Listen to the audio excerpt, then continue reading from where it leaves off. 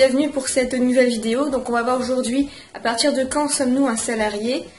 Donc n'est pas salarié qui veut. Par exemple, les bénévoles ne sont pas des salariés et on va voir pourquoi.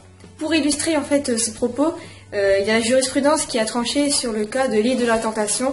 Vous voyez ces salariés qui participent à une émission de télé-réalité où le but en fait c'est simplement de ne pas tromper l'autre et de rester fidèle. Donc il y a eu un contentieux sur ce point, de savoir si la personne qui participe à l'île de la Tentation était un salarié ou non. Parce que c'est sûr, le fait de rester sur une île déserte, à bronzer toute la journée, à boire des cocktails, c'est pas vraiment fatigant et on avait un doute de savoir si c'était du travail ou non.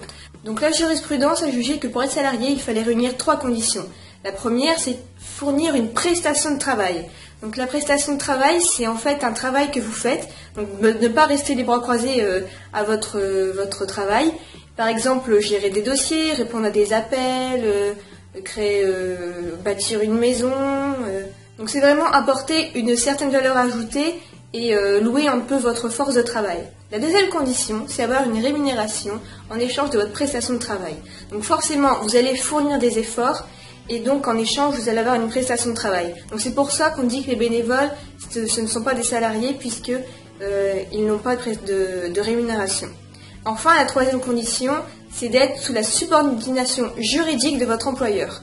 La subordination juridique, le mot juridique c'est vraiment important, c'est pas la subordination dans le sens où il a de l'autorité sur vous, mais juridique c'est dans le sens où c'est la personne qui est au-dessus de vous, c'est votre employeur et vous allez signer un contrat de travail pour travailler pour lui. Donc voilà, la première condition c'est la prestation de travail, la rémunération et enfin être sous la subordination juridique de votre employeur. A bientôt pour la prochaine vidéo, au revoir.